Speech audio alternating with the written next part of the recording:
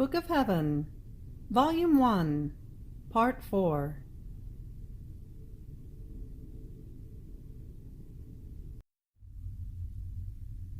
So, who can say how bitter this situation turned out to be for me? That the priest was needed in order to free me from that state of sufferings. How many times I prayed, shedding most bitter tears, that he would free me. How many times I made explicit resistance to the Lord when he wanted me to offer myself as victim and accept the pains. I would say to him, "Lord, promise me that you will free me yourself, and then I will accept everything. Otherwise, no, I don't want to accept." And I would resist the first day, the second, the third. But who can resist God? He would tell me so many things that in the end I was forced to submit myself to the cross. Other times I would say to him from the heart and with familiarity, "Lord, how is it that you have done this? How can this be? Between you and me, you wanted to put a third now? And this third one does not want to make himself available. See, we could have been so content, the two of us. When you wanted me to suffer, I would immediately accept, because I would know that you yourself would free me. There is no need of another hand now. I beg you, free me, and both of us will be more content." At times, he pretended not to hear me, and he would not tell me anything. Other times, then, he would say to me, "Do not fear. I am the one who gives darkness and light. The time of the light will come. It is my usual way to manifest my works through the priests." So I spent 3 or 4 years of these contradictions on the part of priests. Many times they subjected me to very hard trials. They reached the point of letting me remain in that state of sufferings, that is, petrified, incapable of any slightest motion, even of taking a drop of water, for 18 days, more or less, when they pleased to do so. The Lord alone knows what I was going through in that state. And after they came, I would not even have the good of at least being told, "Have patience, do the will of God." Rather, I was reproached as capricious and disobedient. Oh God, what pain! How many tears I shed!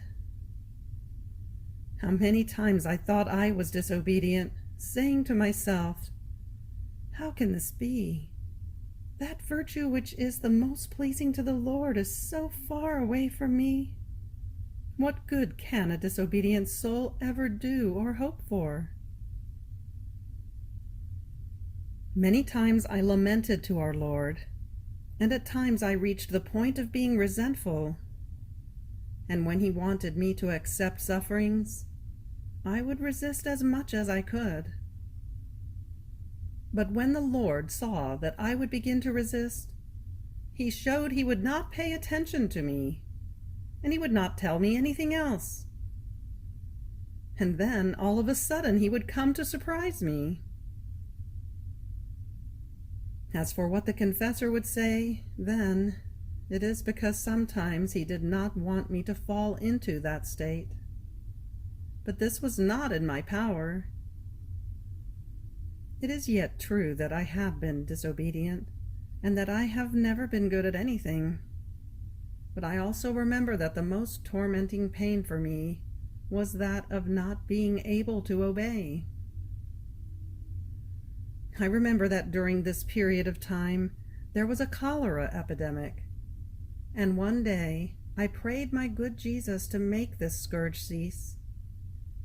And he said to me, I will content you as long as you accept offering yourself to suffer whatever I want.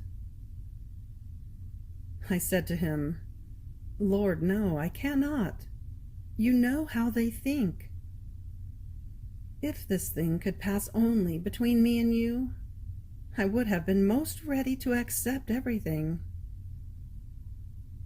And he said to me, My daughter, had I paid attention to what men were thinking, and to what they were going to do with me, I would not have operated the redemption of mankind.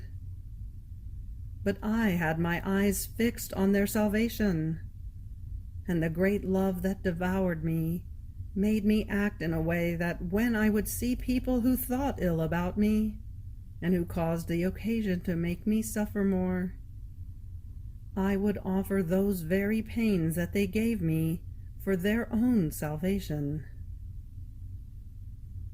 Have you forgotten that what I want from you is the imitation of my life, and that I will make you share in everything I suffered? Don't you know that the most beautiful act, the most heroic, and most pleasing to me, and which you must offer to me, is that of offering yourself for the very ones who are against you? I remained mute. I did not know what to answer. I accepted everything that the Lord wanted, and so, until evening, I was caught by that state of sufferings, and I remained in it for 3 consecutive days. Then, after I came round, I no longer heard anything about the cholera. After this, I received another mortification, and this was having to change confessor, because since he was a religious, he was called back to the convent. I was content with him, and most of those dins mentioned above occurred when he was in the countryside. Especially during the last year he was my confessor. Because of the cholera spreading in town, he was there for 6 months. My confessor did not give many reproaches. He would let me remain in that state of sufferings for 1 day, and then he would come. So it was less than a month since he had withdrawn to the countryside, and it became known that he was leaving. This was painful for me, not because I was attached, but because of the necessity I had of him. So I went to the Lord, and I told him of my pain. And he said to me, Do not want to afflict yourself because of this. I am the master of hearts, and I can turn them, and turn them again, as I please. If he did some good to you, he has been nothing but a vessel, which received from me and gave to you. So I will do with the others. What do you fear, then? My dear, as long as you keep turning your eye now to the right, now to the left, and you let it set now on one thing, now on another, and you do not have your eye fixed in me, you will not be able to walk speedily along the way to heaven. On the contrary, you will always be limping, and will not be able to follow the influence of grace. Therefore, I want you to look at all the things that happen around you with holy indifference, remaining all intent on me alone.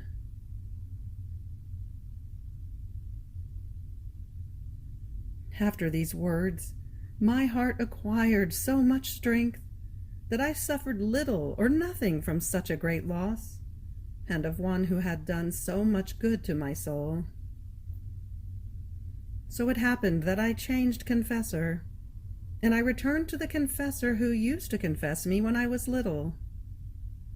But may the Lord be always blessed, who uses those very ways which appear to be contrary to us, almost as if they were to bring harm to our soul, for our greater good and for his glory.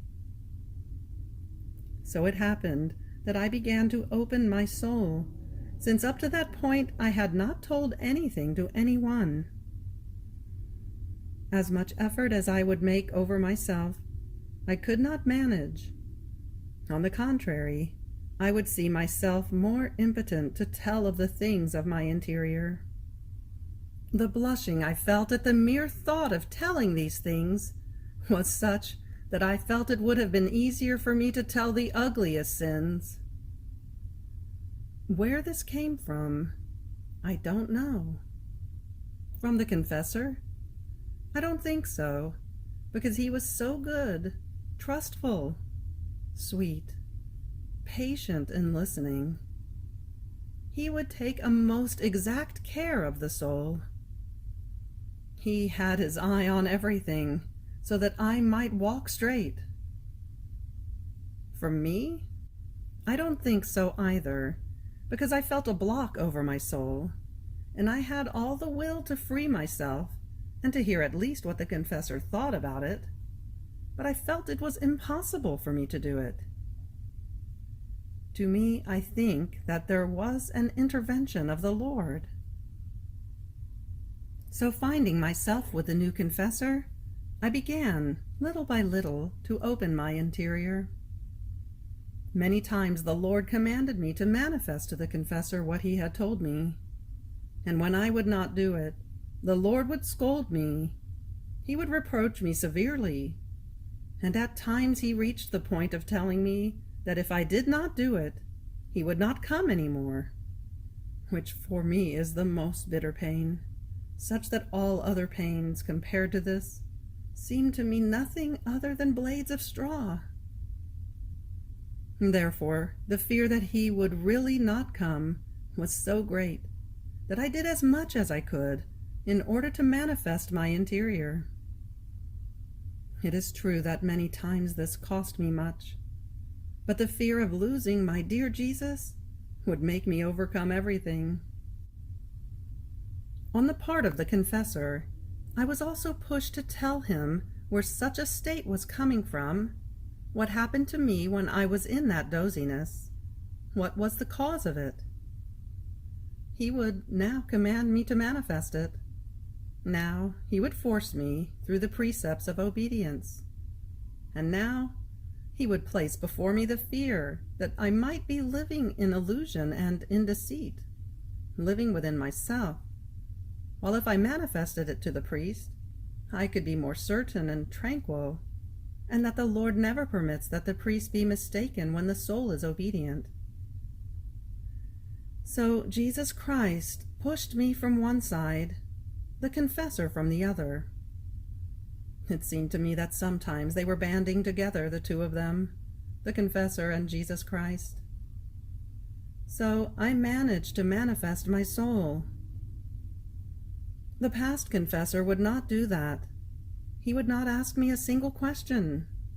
He would not try to know what was happening to me in that state of doziness, and so I myself did not know how to come out to talk about these things. The concern he had was that I be resigned, conformed to the will of God, bearing the cross that the Lord had given me, so much so that if sometimes he saw me a little bothered, he would suffer great disappointment. So it happened that I spent about another year with this confessor, in the same state described above. And since the confessor knew where that state of suffering was coming from, he told me that when Jesus Christ wanted me to have sufferings, I should go to him to ask for the obedience. I remember that one morning, after communion, the Lord told me, "Daughter, the iniquities that are committed are so many that the scale of my justice is about to overflow. Now, know that I will pour heavy scourges upon men, especially a most fierce war in which I will make a slaughter of human flesh, Ah, yes. He continued, almost crying.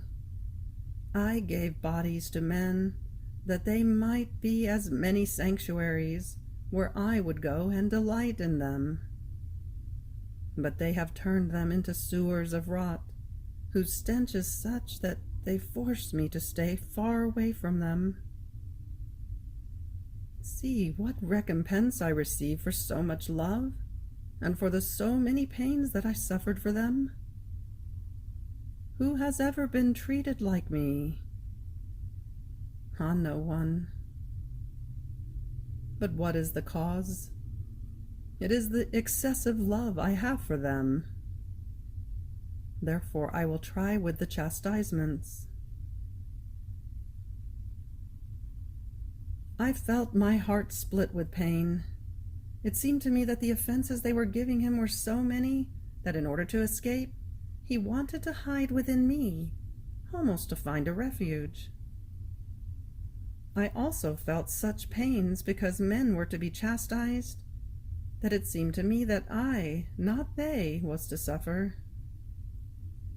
Even more, it seemed to me that, had I been able to, it would have been more bearable for me to suffer all those chastisements myself, rather than to see others suffer. I tried to compassionate him as much as I could, and with all my heart I said to him, O holy spouse, hold back the scourges which your justice keeps prepared. If the multiplicity of the iniquities of men is great, there is the immense sea of your blood, in which you can bury them, and so your justice will be satisfied. If you have nowhere to go to delight yourself, come into me. I give you all my heart, that you may somehow rest and delight with it. It is true that I too am a bilge of vices, but you can purify me and make of me what you want. But oh, please placate yourself. If the sacrifice of my life is necessary, oh, how gladly I would make it for you, as long as I may see your own images spared. And the Lord, interrupting my speaking, continued telling me, Here is exactly where I wanted you. If you offer yourself to suffer, no longer every now and then, as up until now, but continuously, every day, for a certain given time, I will spare men. See how I will do it. I will put you between my justice and the iniquities of the creatures. And when my justice sees itself filled with iniquities, to the point of not being able to contain them, and is forced to send the thunderbolts of the scourges in order to chastise the creatures, in finding you in the middle, instead of striking them, you are the one who will remain struck. Only in this way will I be able to content you in sparing men, not otherwise. I remained all confused. I didn't know what to tell him. My nature did its part, being frightened and trembling. But I saw that my good Jesus was waiting for an answer, whether I accepted or not. So, seeing myself almost forced to speak, I said to him, O my most divine spouse, on my part I would be ready to accept. But how is it going to work out with the confessor? If he does not want to come every once in a while, how can it be possible that he will come every day? Free me from this cross, that the confessor be needed in order to free me, and then everything will be arranged between me and you. Then the Lord said to me, Go to the confessor and ask him for the obedience. If he wants, you will tell him everything I told you, and you will stick to whatever he says.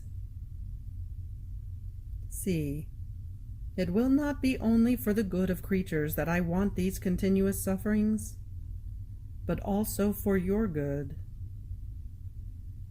In this state of sufferings, I will purify your soul thoroughly, in such a way as to dispose you to form a mystical marriage with me. And after this, I will make the final transformation, in such a way that the two of us will become like two candles placed on the fire. One is transformed into the other, and they become one. In this way I will transform myself into you, and you will remain crucified with me. Ah, would you not be happy if you could say, "The bridegroom is crucified, but the bride is also crucified"? Ah, yes, there is nothing that renders me dissimilar from him. So when I was able to speak with the confessor, I told him everything that the Lord had told me. And since the Lord had said to me those words, "for a certain given time," without notifying me of the exact time during which I was to suffer continuously, I took it as about 40 days, more or less. And now it has been about 12 years that I continue to be in it. But may God be always blessed. May his inscrutable judgments be always adored. I believe that if the blessed Lord had let me understand with clarity the length of time I was to be in bed, my nature would have been frightened very much, and would hardly have submitted itself to it. Although I remember that I have always been resigned, yet I did not know then the preciousness of the cross, as the Lord has made me know during the course of these 12 years. Nor would the confessor have adapted himself to give me the obedience. So I said to the confessor that the Lord wanted him to give me the obedience to remain in continuous suffering for about 40 days, and I told him all the rest. To my surprise, because I thought it was impossible, the confessor told me that if it was truly the will of God, he would give me the obedience, because in reality, it was not that he could not come, but rather a little bit of human respect. My soul rejoiced very much, for I would be able to content the Lord, and therefore have the creatures spared. But my nature was very much afflicted in receiving this obedience, so much so that for a few days I was very saddened. My soul also was affected very much, thinking that I was to remain for such a long time without being able to receive Jesus in the sacrament, my sole and only comfort. At times I felt a war so very fierce within me that I myself did not know what had happened to me. The devil, too, added many things to it. But my good Jesus put a remedy to everything, and this is how he did it. I move on to speak about something else. By order of the current confessor, I will obey in manifesting the various ways in which the Lord has spoken to me. It seems to me that the ways in which the Lord has spoken to me are 4, but these 4 ways of speaking of Jesus are very different from the inspirations. Number 1. The first way is when the soul goes out of herself. However, first, I want to explain a little bit better this going out of myself. It happens in 2 ways. The first is instantaneous, almost a flash, and it is so sudden that it seemed to me that the body would lift a little bit from the bed in order to follow the soul, but then it would stay there. And it seemed to me that the body would remain as dead, while the soul would follow Jesus, walking throughout the whole universe, the earth, the air, the seas, the mountains, purgatory, and heaven, or many times he showed me the place where I will be after I die. The other way, then, for the soul to go out is more quiet. It seems that the body dozes off insensibly and remains as though petrified in the presence of Jesus Christ. However, the soul remains with the body, and the body no longer feels anything of external things. Even if all the universe turned upside down, even if they burned me up and reduced me to pieces. These two ways, so different, of going out of myself, I have noticed sensibly, because in the first way, having to obey the confessor when he would come to wake me up, I would see him from the place where Jesus would lead me, that is, from the ends of the earth, or from the air, or from the mountains, or from the sea, or from purgatory, or even from heaven itself. Even more, it seemed to me that I would not have enough time so that the soul would be found in the body by the confessor, and therefore I would not be able to obey. It seemed that, so far away as I was with my soul, I say, it seemed to me, that I would bustle about and become all anxious and worried that I might not be able to let myself be found there in time by the confessor, and therefore I would not be able to obey. However, I confess that I have always found myself there in time, and it seemed to me that the soul would enter into the body before the confessor would begin to give me the obedience to wake up. Even more, I tell the truth, many times from afar, I could see the confessor coming, but in order not to leave Jesus, it seemed that I would not think that the confessor was coming. And then Jesus, he himself, would hurry me to return with the soul into the body, so as to be able to obey the confessor. And then I would feel a great reluctance of leaving Jesus, but obedience would win. And in leaving Jesus, he himself would either kiss me or embrace me, or would do something else to take leave of me. And I, upon leaving my dear Jesus, would say to him, I go to the confessor, but you, my good Jesus, come back soon as the confessor goes. These, then, are the two ways in which the soul seemed to go out of the body, and in these two ways in which the soul goes out, God speaks to me. This way of speaking, he himself calls intellectual speaking. I will try to explain it. After the soul has gone out of the body, finding herself before Jesus, she has no need of words in order to understand what the Lord wants to tell her. Nor does the soul need to speak in order to make herself understood. But by means of the intellect, oh, how well we understand each other when we are together. From a light that comes from Jesus into my intellect, I feel everything that my Jesus wants to make me understand being impressed within me. This way is very high and sublime, so much so that the nature can hardly adapt itself to explain it with words. It can barely give some idea. This way of Jesus, of making himself understood, is extremely rapid.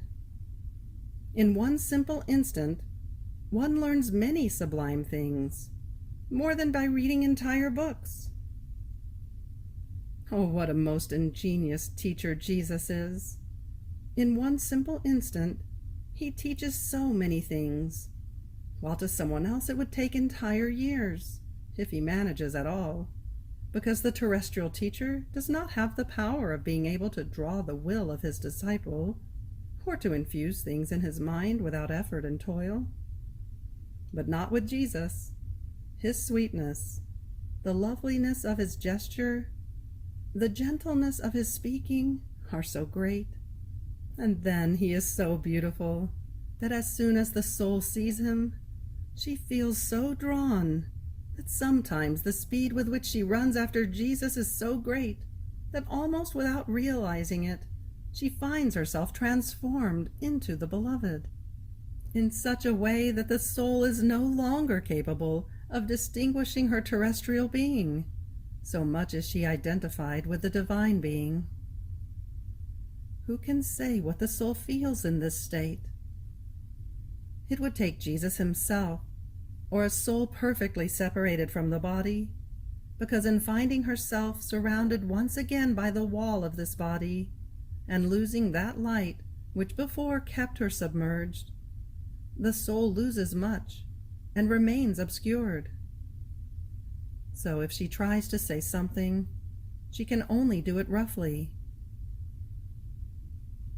To give an idea, I will say that I imagine someone born blind, who has never had the good of seeing what is contained in the entire universe, and for a few minutes he had the good of opening his eyes to the light, and was able to see everything that is contained in the world: the sun, the heavens, the sea, the many cities, the many machines, the varieties of flowers, and the many other things that are in the world. And after those few minutes of light, he returned to the blindness of before.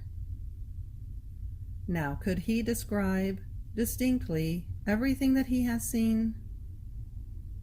He could give a sketch, say a few things confusedly. Now something similar happens when the soul finds herself separated and then back into the body. I don't know whether I am speaking nonsense. Just as that poor blind one would remain with the sorrow of the lost sight, the same for the soul. She lives moaning, and almost in a violent state, because the soul feels always violently drawn toward the highest good. The attraction toward himself that Jesus leaves in the soul is so great that the soul would like to remain always attracted within her God. But this cannot be, and therefore she lives as if she lived in purgatory. I add that the soul has nothing of her own in this state. Everything is the operating that the Lord does. Now, I will try to explain the second way that Jesus has in speaking, and it is when the soul, finding herself outside of herself, sees the person of Jesus Christ, for example, as a child, or crucified, or in any other attitude, and the soul sees the Lord pronouncing the words from his mouth, and the soul answers from her mouth. Sometimes it happens that the soul begins to converse with Jesus, just as two intimate spouses would do.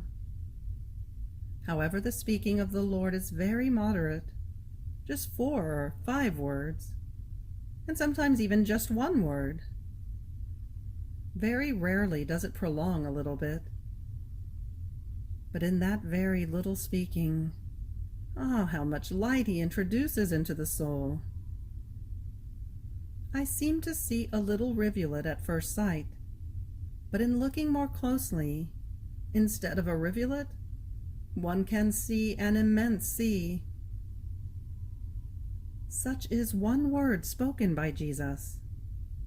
The immensity of the light that it leaves in the soul is such that in ruminating it thoroughly, she discovers so many things, sublime and profitable for her soul, has to remain astonished. I believe that if all the learned would unite together, they would all remain confounded and mute at one single word of Jesus. Now, this way is more suitable for the human nature, and it can easily be manifested, because the soul, upon entering herself, brings with her that which she has heard from the mouth of our Lord, and communicates it to the body. It is not so easy when it is through the intellect. To me, I think that Jesus has this way of speaking in order to adapt himself to the human nature. It is not that he needs the word in order to make himself understood, but in this way the soul understands more easily, and she can manifest it to the confessor. In sum, Jesus acts like a most knowledgeable, wise, intelligent teacher who possesses all sciences to the highest degree, and no one can equal him. But since he finds himself amid disciples who have not yet learned the first syllables of the alphabet, keeping all the other studies within himself, he teaches the ABC to the disciples. Oh, how good is Jesus! He adapts himself to the learned and speaks to them in a very high manner, in such a way that in order to understand him, they have to study well what he tells them. And he adapts himself to the ignorant, pretending to be, he himself, a little bit ignorant. And he speaks in a low manner, in such a way that no one may remain on an empty stomach from the lesson of this divine teacher.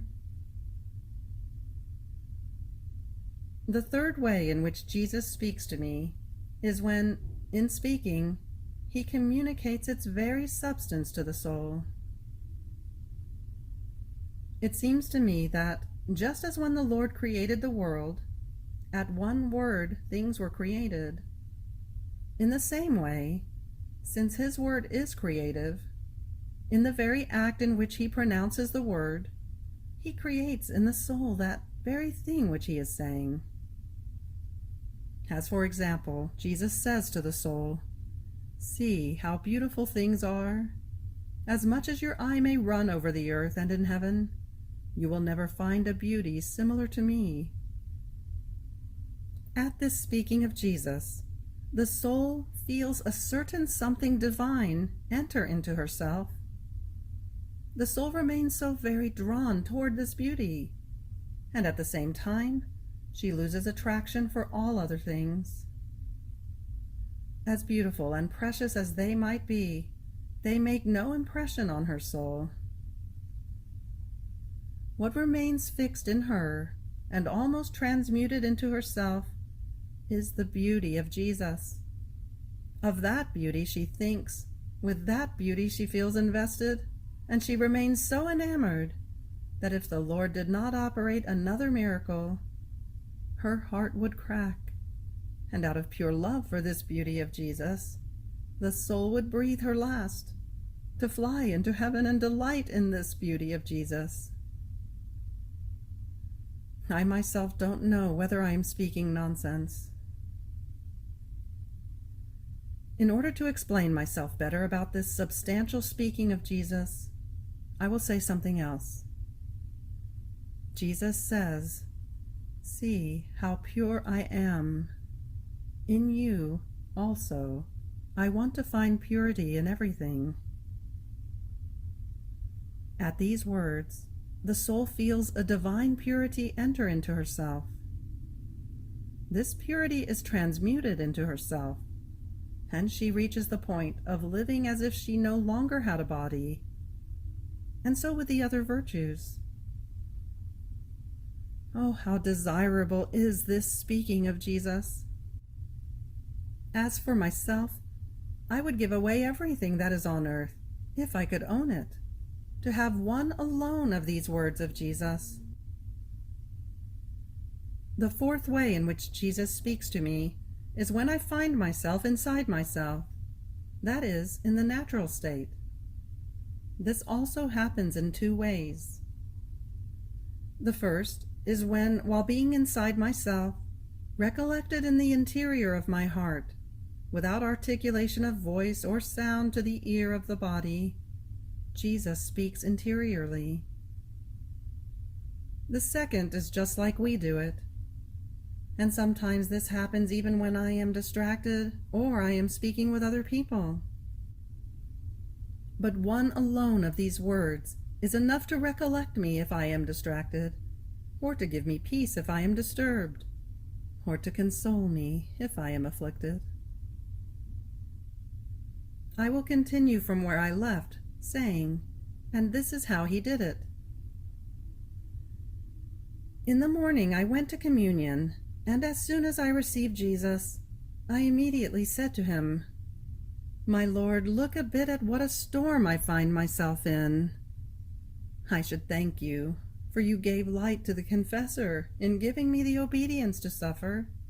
But instead my nature is so very affected that I myself remain confounded in seeing that I am so bad. However, all this is nothing. You who want the sacrifice will also give me the strength. But the strongest reason in me is that of having to remain for so long without being able to receive you in the sacrament. Who would be able to endure without you? Who will give me the strength? Where shall I find a refreshment in my afflictions?" And while saying this, I felt such pains in my heart because of this separation from Jesus and the sacrament that I cried my heart out. Then the Lord, compassionating my weakness, told me, "Do not fear. I myself will sustain your weakness. You do not know what graces I have prepared for you. This is why you fear so much. Am I not omnipotent? Will I not be able to make up for the privation of being able to receive me in the sacrament? Therefore resign yourself. Place yourself as though dead in my arms. Offer yourself as voluntary victim to repair for the offenses against me, for sinners, and to spare men the deserved scourges. And as pledge, I give you my word that I will not leave you even one day without coming to see you. Up until now you have come to me. From now on I will come to you. Aren't you happy?" So I resigned myself to the holy will of God, and I was surprised by this state of sufferings. Now, who can say the graces that the Lord began to give me? It is impossible to say everything distinctly. I can say something confusedly, but as much as I can, and in order to do the holy obedience which wants it so, I will try to say as much as it is possible for me.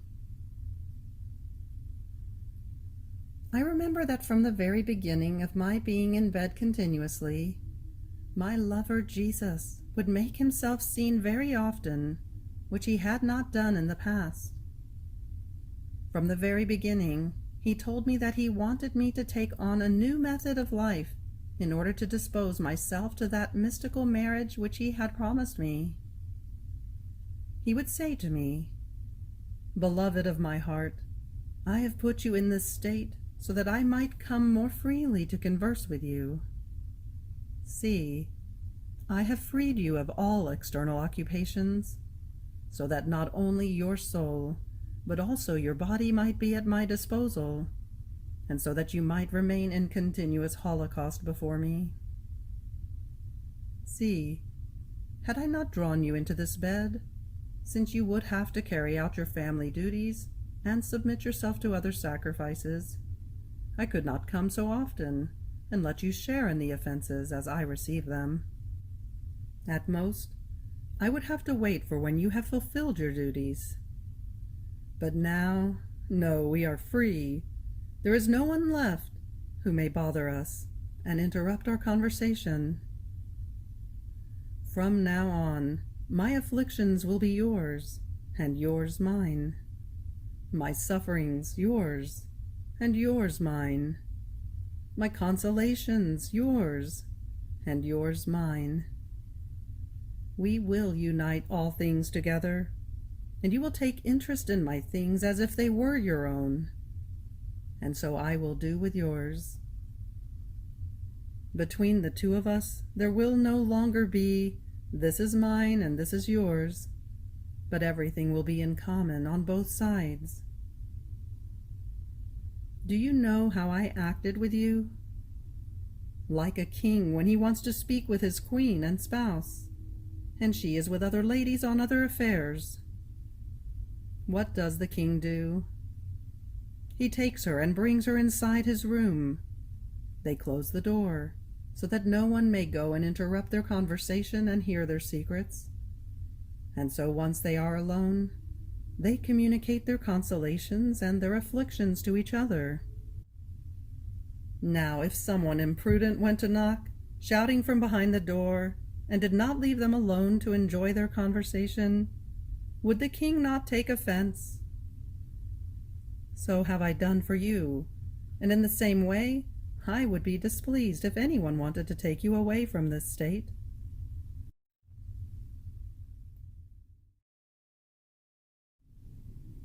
You have reached the end of the Book of Heaven, Volume 1, Part 4. Fiat.